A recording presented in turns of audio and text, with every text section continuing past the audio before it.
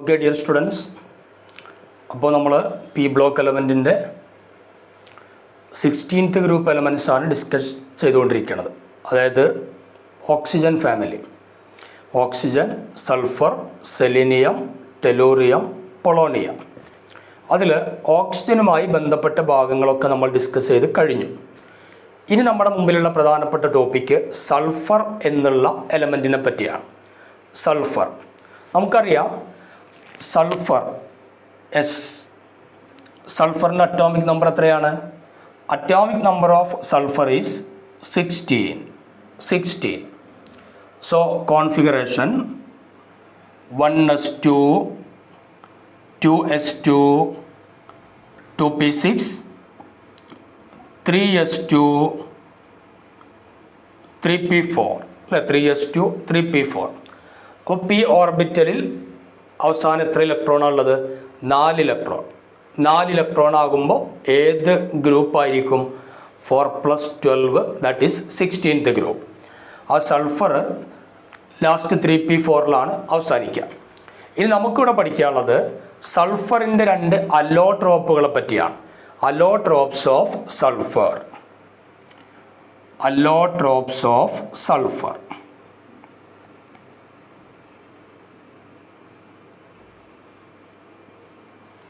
ശ്രദ്ധിക്കുക, 2 അലോട്രോപ്പാണ് സൾഫറിനുള്ളത്. ഒന്ന് റോംബിക് സൾഫർ എന്ന് പറയും. Rhombic sulphur.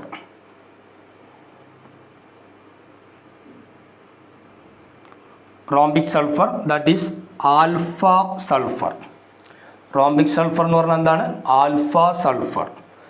മറ്റൊന്ന് മോണോക്ലിനിക് സൾഫർ, ബീറ്റ സൾഫർ.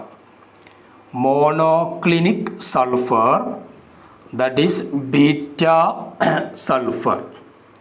അപ്പോൾ റോംബിക് സൾഫറും മോണോക്ലിനിക് സൾഫറും ഇത് രണ്ടുമാണ് സൾഫറിൻ്റെ അലോട്രോപ്സ്. നമുക്ക് ആദ്യം റോംബിക് സൾഫറുമായി ബന്ധപ്പെട്ട ഭാഗങ്ങൾ നോക്കാം. റോംബിക് സൾഫർ യെല്ലോ കളറായിരിക്കും. Yellow in colour. റോംബിക് സൾഫറിൻ്റെ കളർ ഏതാണ്? Yellow.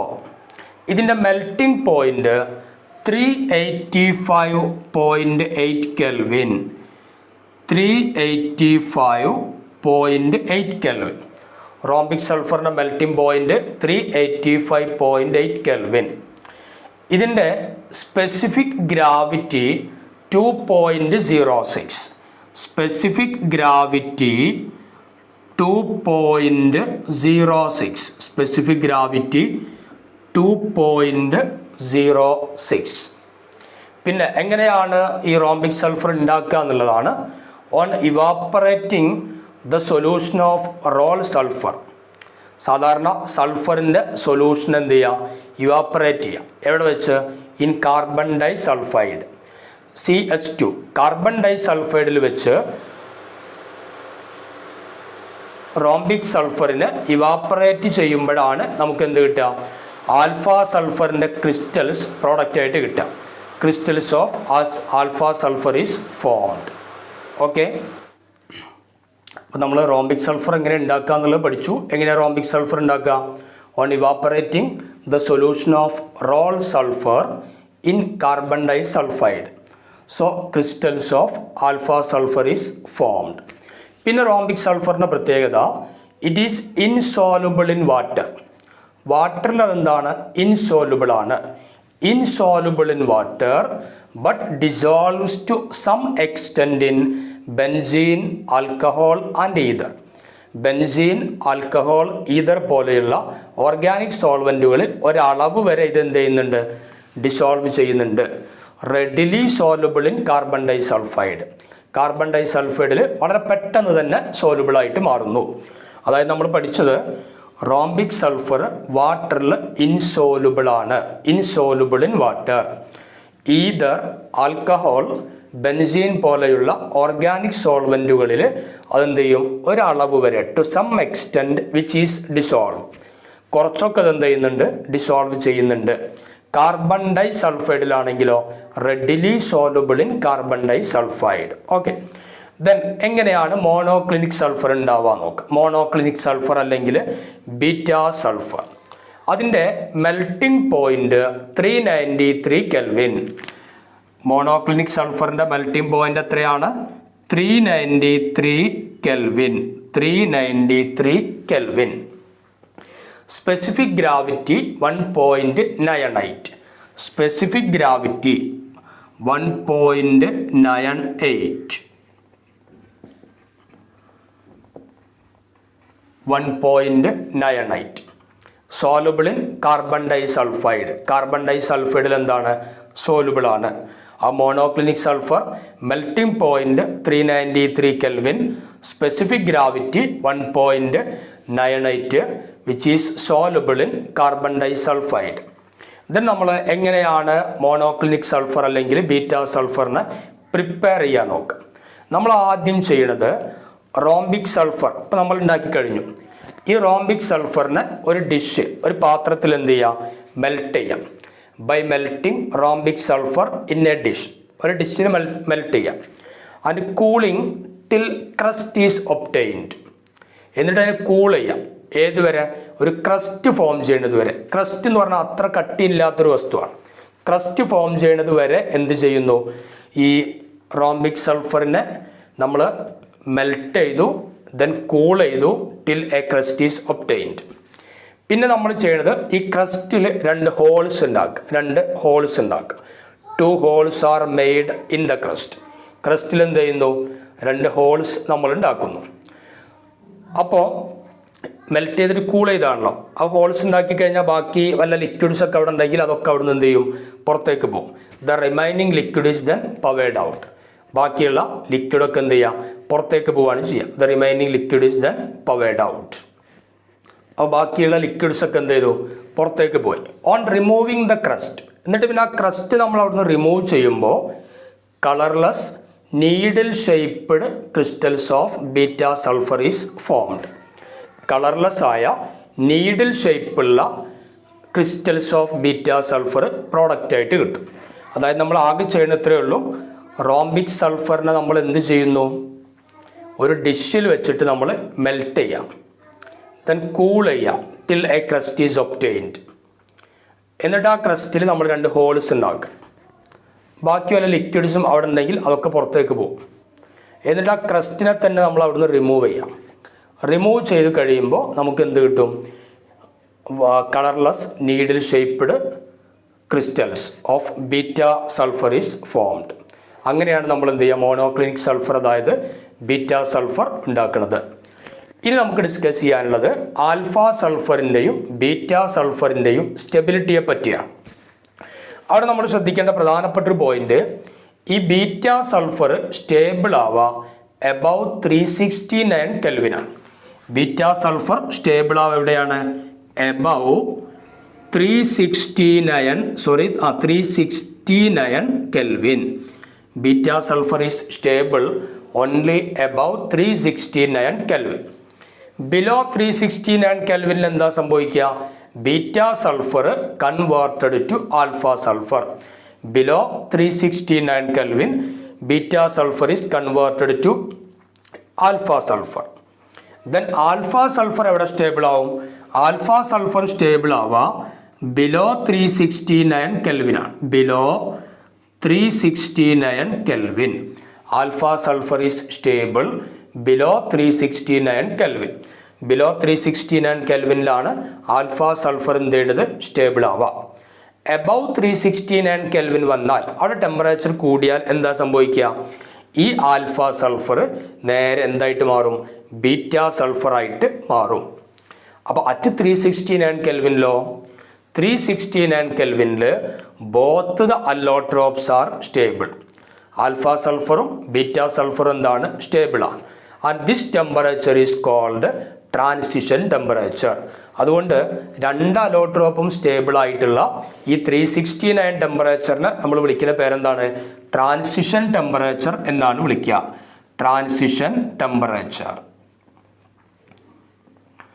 Transition temperature. Okay. Next, structure of allotropes of sulphur. സൾഫറിൻ്റെ അലോട്രോപ്സ് നമ്മളിപ്പോൾ പറഞ്ഞു. ആൽഫ സൾഫർ ഉണ്ട്, ബീറ്റ സൾഫർ ഉണ്ട്. ഇവരെ സ്ട്രക്ചർ എങ്ങനെയാണ് വരിക നോക്കാം. Structure of allotropes of sulphur. ശ്രദ്ധിക്കേണ്ടത്, both alpha and beta sulphur have S8 molecule. Alpha sulphur ആണെങ്കിലും ബീറ്റ സൾഫർ ആണെങ്കിലും എങ്ങനെയാണ് കാണപ്പെടുക? S8 molecule. 8 സൾഫർ ആറ്റം കൂടിച്ചേർന്നിട്ടാണ് S8 molecule. S8 molecules are packed to give different crystal structure. S8 മോളിക്യൂളുകളെ different structure കിട്ടുന്ന രൂപത്തിലേക്ക് നമുക്ക് എന്ത് ചെയ്യാം? പാക്ക് ചെയ്യാം. S8 molecules are packed to give different crystal structures.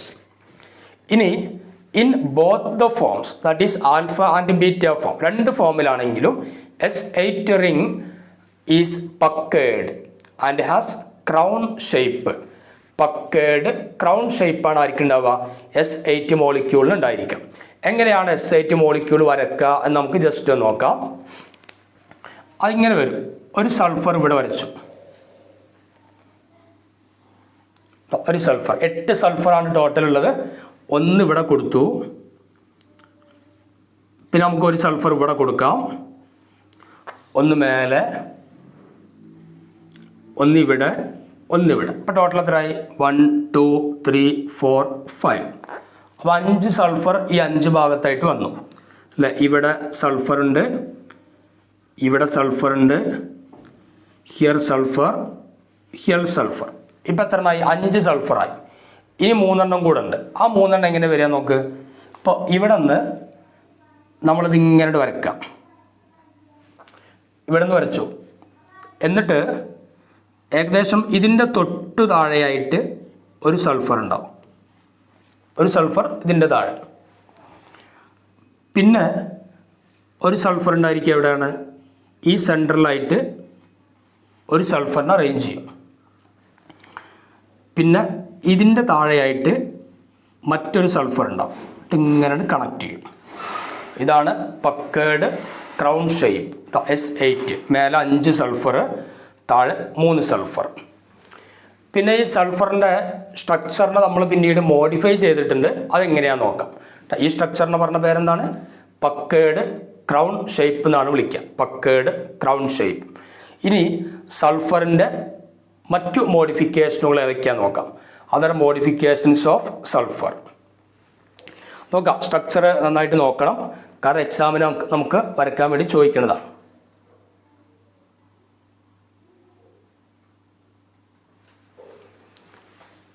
സൾഫറിൻ്റെ സ്ട്രക്ചറിൽ വന്ന മോഡിഫിക്കേഷനിൽ ശ്രദ്ധിക്കേണ്ടത്, ഇപ്പോൾ 6 മുതൽ 20 വരെ സൾഫർ ആറ്റം ഉള്ളതുണ്ടാവും.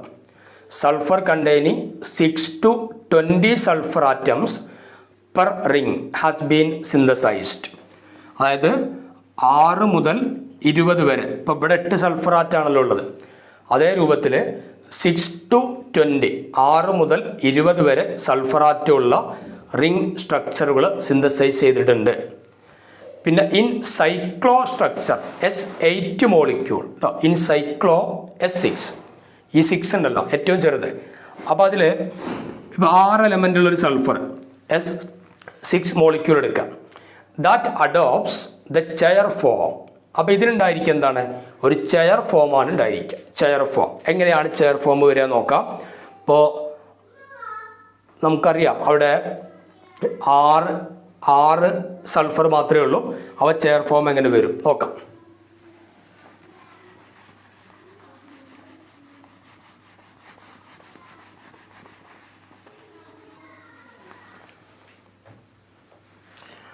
ചെയർ ഫോം നമ്മൾ വരയ്ക്കുന്നത്, ഇവിടെ ഒരു സൾഫർ,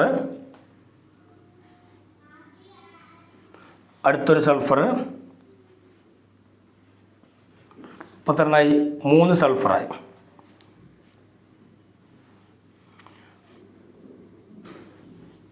ഇവിടെ ഒരു സൾഫർ, ഒരു സൾഫർ, ഒരു സൾഫർ. ഓക്കെ, ചെയർ ഫോം വന്നില്ലേ? ഇവിടെ ഒക്കെ സൾഫർ കൊടുക്കാം. ഇതാണ് S6 എന്നുള്ള സൾഫറിൻ്റെ സ്ട്രക്ചർ വരുന്നത്. 6 സൾഫർ ആറ്റമുള്ള S6 that adopts a chair form. പിന്നെ നമ്മൾ ശ്രദ്ധിക്കേണ്ടത് at elevated temperature, very high temperature, approximately 1000 kelvin ടെമ്പറേച്ചറിൽ S2 is the dominant species. രണ്ട് സൾഫർ അല്ലേ, നമ്മൾ സാധാരണ പറയാം S2 എന്നാണ് പറയല്. ഹൈ ടെമ്പറേച്ചറിൽ S2, ഈ രണ്ട് സൾഫറുള്ള കോമ്പൗണ്ട് S2 എന്നുള്ളതാണ് ഏറ്റവും ഡോമിനൻ്റ് ആയിട്ട്, ഏറ്റവും കൂടുതലായിട്ട് കാണപ്പെടുക. അതിൻ്റെ നേച്ചർ എന്താണ്? പാരാമാഗ്നറ്റിക് നേച്ചറാണ്. അപ്പോൾ at elevated temperature S2 is the dominant species and it is paramagnetic. Okay, അപ്പോൾ ഇത്രയാണ് സൾഫറിൻ്റെ സ്ട്രക്ചറുമായി ബന്ധപ്പെട്ട് നമുക്ക് ഡിസ്കസ് ചെയ്യാനുള്ളത്. ഓക്കെ, നെക്സ്റ്റ് നമുക്ക് സൾഫറിൻ്റെ ചില കോമ്പൗണ്ടുകളെ പരിചയപ്പെടാം. അതിൽ ഫസ്റ്റ് വണ്ണാണ് സൾഫർ ഡയോക്സൈഡ്, SO2. നമ്മൾ ആദ്യം എങ്ങനെയാണ് SO2 പ്രിപ്പയർ ചെയ്യാൻ നോക്കാം. സൾഫർ ഡയോക്സൈഡിൻ്റെ preparation, first one, sulphur is burned in air or oxygen. Sulphur ഓക്സിജനുമായിട്ട് റിയാക്ട് ചെയ്യുമ്പോൾ നമുക്ക് എന്ത് കിട്ടുന്നു? സൾഫർ ഡയോക്സൈഡ് കിട്ടുന്നു. അതായത് സൾഫർ ബേൺ ചെയ്യുക എന്ന് പറഞ്ഞാൽ ഓക്സിജനുമായിട്ട് റിയാക്ട് ചെയ്യലാണ്. O2മായിട്ട് റിയാക്ട് ചെയ്തു, വി ഗെറ്റ് സൾഫർ ഡയോക്സൈഡ്. അപ്പോൾ S+O2 ഗീവ്സ് SO2. പിന്നെ ലബോറട്ടറികളിൽ എങ്ങനെയാണ് സൾഫർ ഡയോക്സൈഡ് ഉണ്ടാക്കുക? ലബോറട്ടറിയിൽ അതിൻ്റെ preparation by treating sulphite with dilute sulphuric acid.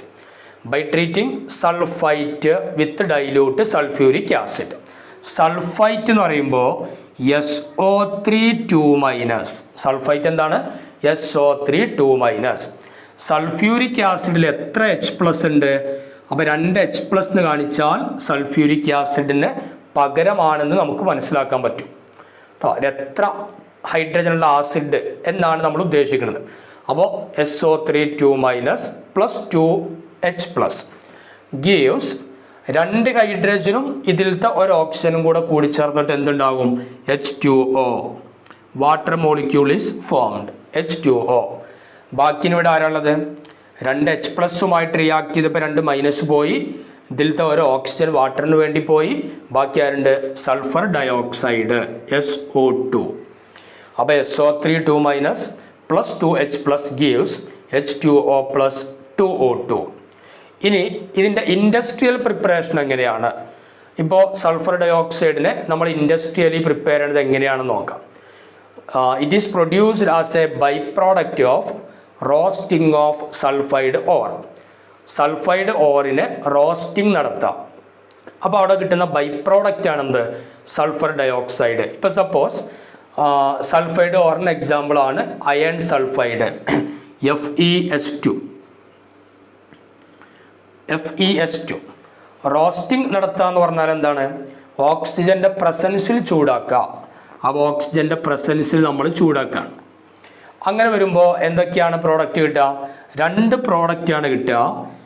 Fe2O3 iron oxide plus sulphur dioxide. Fe2O3 plus SO2 നമ്മളത് ബാലൻസ് ചെയ്യുകയാണെങ്കിൽ we get 4 FeS2 plus O2 gives, എത്ര O2 വേണ്ടി വരും നമുക്ക് നോക്കാം, 2 Fe2O3. അപ്പോഴാണ് അവിടെ ബാലൻസ് ആവുക. ഇവിടെ എത്ര സൾഫറിൻ്റെ ടോട്ടൽ? 8 സൾഫർ ഇല്ലേ? അപ്പോൾ 8 SO2. അപ്പോൾ അത് ബാലൻസ് ചെയ്യണമെങ്കിൽ എത്ര ഓക്സിജൻ വേണം? ഇവിടെ 11 കൊടുക്കണം, 11 O2.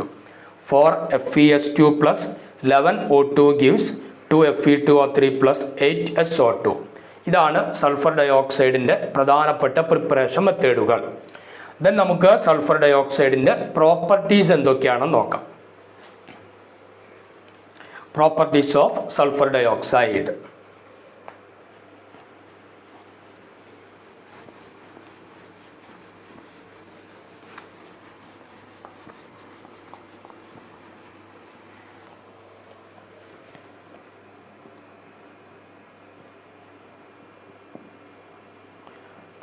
സൾഫർ ഡയോക്സൈഡിൻ്റെ പ്രോപ്പർട്ടീസ്.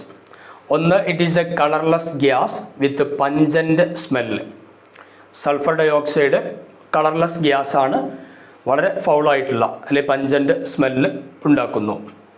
പിന്നെ sulphur dioxide is soluble in water. Sulphur dioxide വാട്ടറിൽ എന്താണ്? സോലുബിൾ ആണ്. Sulphur dioxide soluble in water. Colourless gas with pungent smell, then soluble in water. പിന്നെ it liquefies at room temperature. എപ്പോൾ? Under a pressure of 2 atm. 2 atm പ്രഷറിൽ room ടെമ്പറേച്ചറിൽ വെച്ച് തന്നെ sulphur dioxide എന്ത് ചെയ്യുന്നുണ്ട്? ലിക്വിഡായിട്ട് മാറുന്നുണ്ട്. Liquefies at room temperature under a pressure of 2 atm. liquefies at room temperature under a pressure of 2 atm. പിന്നെ it boils at 263 Kelvin. It boils at, അതായത് ബോയിലിംഗ് പോയിന്റ് എത്രയാണ്? 263 Kelvin ആണ്. സൾഫർ ഡയോക്സൈഡിൻ്റെ boiling point 263 Kelvin. പിന്നെ sulphur dioxide വാട്ടറിലൂടെ pass ചെയ്യുക, നമുക്ക് എന്താണ് കിട്ടുക? ഒന്ന് നോക്കാം. Sulfur dioxide SO2 passes through water H2O. What we will get?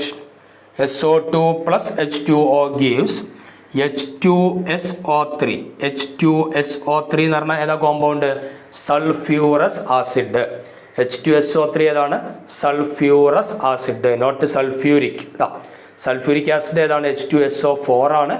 അപ്പോൾ ഹിയർ സൾഫ്യൂറസ് ആസിഡ്.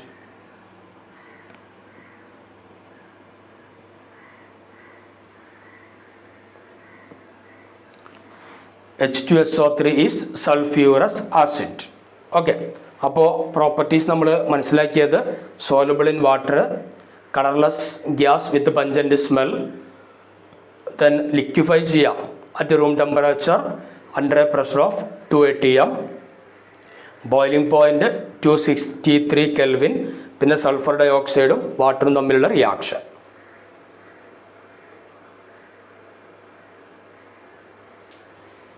പിന്നെ നമ്മൾ ശ്രദ്ധിക്കേണ്ടത് സോഡിയം ഹൈഡ്രോക്സൈഡുമായിട്ടുള്ള റിയാക്ഷൻ എങ്ങനെ നോക്കാം. Reaction with NaOH.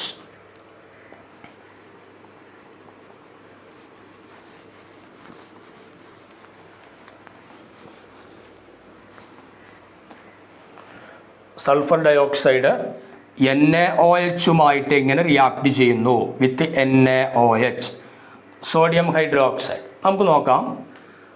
2NaOH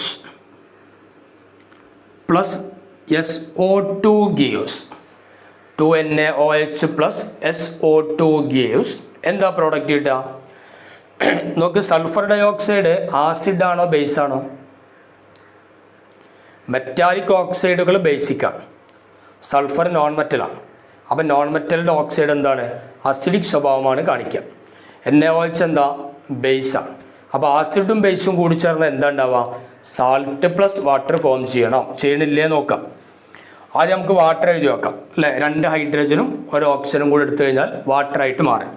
അപ്പോൾ H2O പ്ലസ് ഏതാ salt? Sodium sulphite. Sodium sulphite that is Na2SO3. Sodium sulphite that is Na2SO3. ഈ Na2SO3 പ്ലസ് H2Oയിലേക്ക് ഇതിലേക്ക് നമ്മൾ വീണ്ടും എന്താഡ് ചെയ്യുക? സൾഫർ ഡയോക്സൈഡ് ആഡ് ചെയ്ത് കൊടുക്കുക. Na2SO3 plus H2O plus SO2. ഈ കിട്ടിയ പ്രോഡക്റ്റിലേക്ക് വീണ്ടും സൾഫർ ഡയോക്സൈഡ് ആഡ് ചെയ്യാം. അല്ലെങ്കിൽ ആദ്യം എന്ത് ചെയ്യുക? Excess of sulphur dioxide is added. അപ്പോൾ നമുക്ക് കിട്ടുന്ന compound sodium bisulphite. Sodium bisulphite balance ചെയ്യുമ്പോൾ 2 കൊടുക്കേണ്ടി വരും. അപ്പോൾ 2NaHSO3 sodium bisulphite.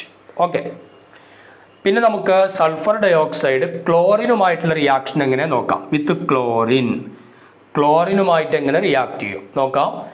SO2 plus Cl2 gives SO2 plus Cl2 gives എന്താ കിട്ടുക? SO2Cl2. SO2Cl2 എന്ന് പറഞ്ഞാൽ ഏതാ കോമ്പൗണ്ട്? സൾഫ്യൂറൈൽ ക്ലോറൈഡ്. SO2Cl2 എന്ന് പറയുമ്പോൾ sulphuryl chloride. Sulphuryl chloride that is SO2Cl2. പിന്നെ സൾഫർ ഡൈ ഓക്സൈഡ് ഓക്സിജനുമായിട്ട് റിയാക്ട് ചെയ്യാം. എന്താ പ്രോഡക്റ്റ് കിട്ടുക? നിങ്ങൾക്ക് അറിയേണ്ടതാണ്. സൾഫർ ഡൈ ഓക്സൈഡ് ഓക്സിജനുമായിട്ടുള്ള റിയാക്ഷൻ നോക്കാം. വിത്ത് ഓക്സിജൻ 2SO2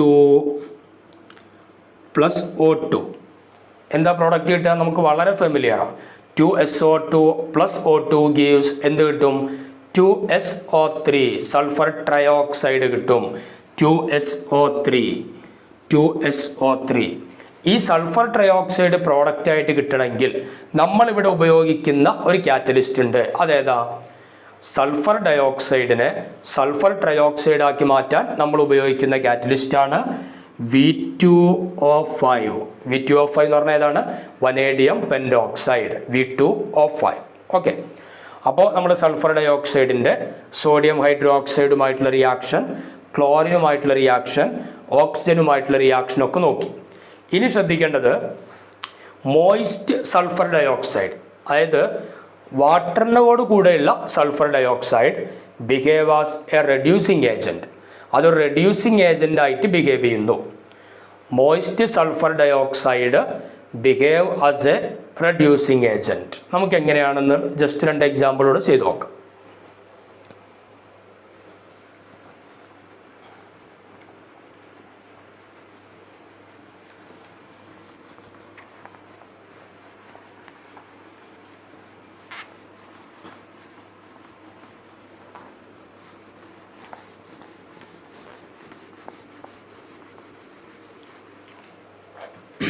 അത് നോക്കാം. ഇപ്പോൾ എക്സാമ്പിളായിട്ട് കൊടുക്കാൻ പറ്റുക ഇപ്പോൾ 2Fe2+,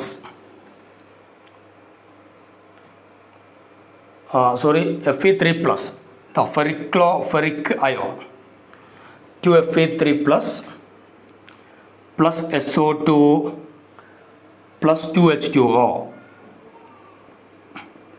2Fe3+ + SO2 + 2H2O gives. ഈ റിയാക്ഷൻ നടന്നാൽ നമുക്ക് കിട്ടുക 2Fe2+ ആണ്.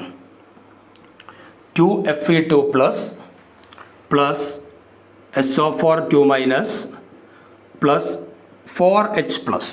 നമുക്ക് ആവശ്യമുള്ളത് ഈ 2 ടേം നന്നായിട്ട് ശ്രദ്ധിക്കണം. Fe3+ എന്ന് പറയുമ്പോൾ Feയുടെ ഓക്സിഡേഷൻ നമ്പർ 3 ആണ്. ഇവിടെ എത്തിയപ്പോൾ എന്തായി? 2 ആയി. അതായത് ഓക്സിഡേഷൻ നമ്പർ കുറയാണ്. ഓക്സിഡേഷൻ നമ്പർ കുറയുന്നതിന് നമ്മൾ എന്താ വിളിക്കുക? റിഡക്ഷൻ എന്നാണ് വിളിക്കുക. അപ്പോൾ എന്തിൻ്റെ പ്രസൻസ് കൊണ്ടാണ് റിഡക്ഷൻ നടന്നത്? സൾഫർ ഡയോക്സൈഡിൻ്റെ പ്രസൻസ് കൊണ്ട്. അപ്പോൾ സൾഫർ ഡയോക്സൈഡിനെ നമുക്ക് എന്തായിട്ട് പറയാം? റെഡ്യൂസിങ് ഏജൻറ്റ് എന്ന് പറയാൻ പറ്റും. അതാണ് moist sulphur dioxide behave as reducing agent. അടുത്തൊരു റിയാക്ഷൻ നോക്കാം. 5SO2 + 2MnO4- + 2H2O. 5SO2 + 2MnO4- + 2H2O gives 2SO4 2- + 4H+